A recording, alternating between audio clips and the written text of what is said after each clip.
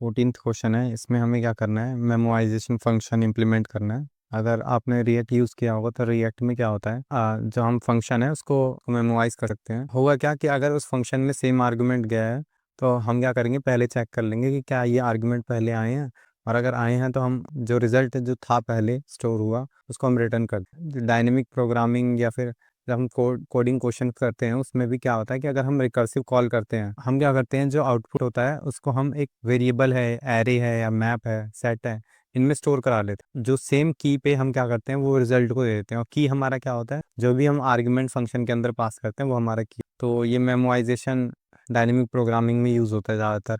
कहाँ कहाँ पे यूज़ होता है मेमोराइजेशन, हम जैसे एपीआई कॉल होती है रिएक्ट में, तो आरटीके क्वेरी क्या करती है, कैशे कर लेती है, मतलब स्टोर कर लेती है, ताकि अगर दोबारा वही एपीआई कॉल होती है तो वो क्या करती है, वो डाटा जो भी स्टोर करा है उसको उसको रिटर्न कर देती है। तो ये भी एक तरीके से मेमोराइजेशन। बैकएंड में क्या होता है कि हम डेटाबेस से अगर कोई डेटा मंगाते हैं तो हम क्या करते हैं, उसको एक एरे में स्टोर करा लेते हैं। और फिर क्या होता है कि अगर यूज़र बार बार सेम एपीआई हिट करता है तो हम बार बार डेटाबेस से फैच करने की जगह सीधा जो हमने सेव करा रखा है वहीं से ही हम डाटा सेंड कर देते हैं। तो ये भी मेमोराइजेशन है, ये मेमोराइजेशन के एग्जांपल है।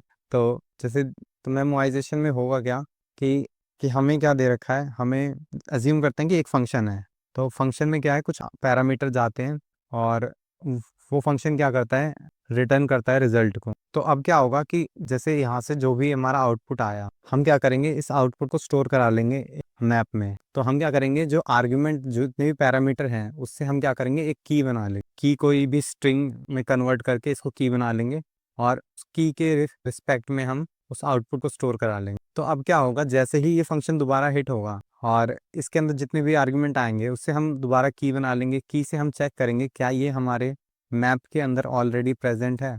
अगर ये प्रेजेंट है तो हम क्या करेंगे, यहीं से ही आउटपुट क्या करेंगे, रिटर्न कर। और अगर ऐसा नहीं होगा तो हम क्या करेंगे, फंक्शन में से आउटपुट निकालेंगे और आउटपुट को क्या करेंगे, मैप में स्टोर करा लेंगे। तो यहाँ पे हमारा एक नया की बन जाएगा और यहाँ पे आउटपुट स्टोर हो जाएगा। हमें ये करना है अभी। और फिर इसके अंदर कुछ एक्स्ट्रा चीज़ें दे रखी हैं, जैसे कि इसने कहा है कि एक रिजॉल्वर फंक्शन होगा जो कि क्या करेगा, आर्ग्यूमेंट लेगा, पैरामीटर लेगा और हमें की रिटर्न करेगा। तो हमें इसका यूज़ करना होगा। इसमें क्या होगा कि जो मेमो फंक्शन है ये क्या करेगा, हमें एक और फंक्शन रिटर्न कर रहा है यहाँ से, और उस फंक्शन में आर्ग्यूमेंट आ रहे हैं बाद में, मतलब और पैरामीटर आ रहे हैं। तो जो मल्टीपल पैरामीटर पास करते हैं हम आर्ग से कर लेते हैं, और आर्ग्यूमेंट के अंदर पैरामीटर स्टोर होते हैं तो हम उसको स्प्रेड ऑपरेटर से एक्सपेंड कर लेंगे। तो यहाँ से हम रिटर्न करेंगे एक फंक्शन। तो मेमो फंक्शन जो होगा ये यही फंक्शन है यहाँ पे। तो हम क्या करेंगे, फंक्शन रिटर्न कर लेंगे। इस फंक्शन के अंदर हमारे पास पैरामीटर आएंगे तो हम इसको आर्ग्स में, ये आर्ग्स क्या है, ये एक एरे है, एरे ऑफ पैरामीटर्स है। इसके अंदर जितने भी पैरामीटर सेंड होंगे वो सारे के सारे आ जाएंगे। अब एक रिजल्ट ले रहे थे, const result is equal to, function को कॉल कर दे रहे थे और उसके अंदर हम आर्ग्यूमेंट पास कर। तो ये जो होता है वो सिंपल ऑपरेशन होता है कि हमने क्या करा, जो भी आर्ग्यूमेंट आया उसको हमने पास कर दिया। अब हमें क्या करना है, ये जो रिजल्ट है इसको इसको मैम स्टोर करवाना है। तो हम क्या करेंगे, एक मैप बना लेंगे, हैश के नाम से बनाते हैं, is equal to new map. तो हम क्या करेंगे, हम अब एक अपनी की बनाएंगे। तो लेट की is equal two arcs dot join करा देंगे, इसको स्ट्रिंग में कन्वर्ट करवा दिया और हम ज्वाइन करवा रहे हैं हाइफन से, जो अंडरस्कोर से ज्वाइन करा देते। तो जो हमारा की होगा, पैरामीटर मान लेते हैं कि हमें 1 2 मिला, तो हमारी जो की होएगी, की हमें क्या मिलेगी, 1 अंडरस्कोर। ये की में हमने स्टोर करा दिया। अब क्या करेंगे, check already there, already in hash. अगर अब जो मैप के अंदर कुछ ऑपरेशन होते हैं ये पता होने चाहिए आपको, जैसे हैश डॉट हैज़। तो हैज़ में क्या हम की देते हैं तो ये हमें ट्रू फॉल्स रिटर्न करता है कि इसके अंदर ये वैल्यू है या नहीं है। फिर हैज़ डॉट गेट, ये हमें जो भी वैल्यू हमने स्टोर करा रखी है की के इफेक्टिव में वो वैल्यू दे देगा। और हैश डॉट सेट हमें 2 पैरामीटर लेता है, एक की और एक वैल्यू, और इसको क्या करता है, ये स्टोर करा देता है। अब हम क्या करेंगे, यहाँ पे चेक करेंगे कि हैज़ डॉट हैज़ अगर की है तो हम क्या करेंगे, यहाँ से रिटर्न कर देंगे हैश डॉट गेट। और अगर ऐसा नहीं है तो हमारे रिजल्ट में तो आंसर आ ही गया है, तो हम क्या करेंगे, हैश डॉट सेट करा देंगे की को और रिजल्ट को, यहाँ से रिटर्न करा देंगे रिजल्ट। तो आई होप यहाँ तक समझ में आया होगा। इसको सबमिट कर। अब क्या हो रहा है, यहाँ पे जो 2 इनपुट है, 2 टेस्ट केस हैं, वो फेल हो रहे हैं। वो इसलिए हो रहे हैं कि यहाँ पे ये जो रिजॉल्वर फंक्शन है ये क्या कह रहा है कि ये एक फंक्शन देंगे जिसमें क्या होगा कि वो फंक्शन हमें की रिटर्न करके देगा। तो हमें उस फंक्शन का यूज़ करना है, अगर वो फंक्शन पास कर रहे हैं तो तो अब हम क्या करेंगे, यहाँ पे जब की हम जनरेट कर रहे हैं तो हम चेक कर लेंगे, चेक अगर टाइप ऑफ रिजॉल्वर, अगर ये फंक्शन है तो हम क्या कर रहे थे, क्या करेंगे, जो की है वो हम रिजॉल्वर से जनरेट करें, तो रिजॉल्वर में हम क्या करेंगे, आर्ग्यूमेंट पास कर, नहीं तो अगर नहीं है तो हम अपना मैनुअली की जनरेट करेंगे। अब इसको सबमिट करते हैं तो अभी भी एरर देगा एक।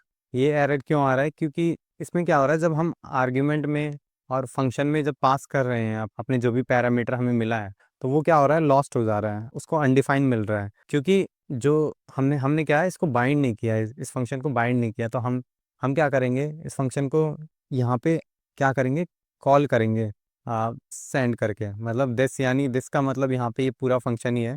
तो अब क्या होगा कि अगर आपने ऑब्जेक्ट पढ़ा है तो ऑब्जेक्ट के अंदर अप्लाई, कॉल और बाइंड मेथड हो। कॉल क्या करता है, कॉल में हम क्या करते हैं, फंक्शन को एग्जीक्यूट करा कॉल कर सकते हैं, एग्जीक्यूट करा सकते हैं, उसमें हम दिस पास करेंगे तो दिस जो भी हमारे कॉन्टेक्स्ट होएगा, अगर हम इस फंक्शन के अंदर है तो इस फंक्शन के लिए जो दिस है ये पूरा फंक्शन। और अब यहाँ पे क्या होगा कि हमने कॉल किया तो यहाँ पे जो भी पैरामीटर लेगा कॉल, वो हमारा सिंगल सिंगल पैरामीटर लेगा, जैसे कि 1 2 3 ऐसे मान लेते हैं, तो ये एक एक पैरामीटर लेगा। अप्लाई में क्या होगा, फंक्शन के ऊपर हम अप्लाई कर सकते हैं, यानी इससे भी फंक्शन इन्वोक होगा, कॉल होगा। इसके अंदर जब हम पास करेंगे तो दिस पास करेंगे और पैरामीटर पास करेंगे, इसमें जो पैरामीटर होगा वो हमारा एक एरे होगा। तो कॉल में और अप्लाई में बस इतना ही फर्क है कि इसके अंदर पैरामीटर जो हैं वो सिंगल सिंगल पास होंगे और अप्लाई में एक एरे पास होगा। बाइंड मेथड क्या करता है, एक हमें नया फंक्शन ही जनरेट करके देता है, तो फंक्शन डॉट बाइंड, इसके अंदर हम क्या भेजेंगे, दिस भेजते हैं, और जो पैरामीटर होता है इसमें भी सिंगल जाते हैं, 1 2 3 ऐसे,